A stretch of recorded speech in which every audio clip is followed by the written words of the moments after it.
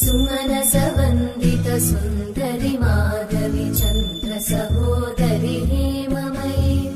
मुनिगणवन्दित मोक्षप्रदायिनि मञ्जुळवासिनि वेदनुते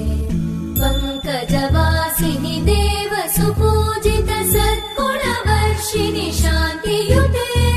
जय जय हे मधुसूदन कामिनि आदिलक्ष्मि जय पालय माम् ऐकलिकल्मषनाशिनि कामिनि वैदिक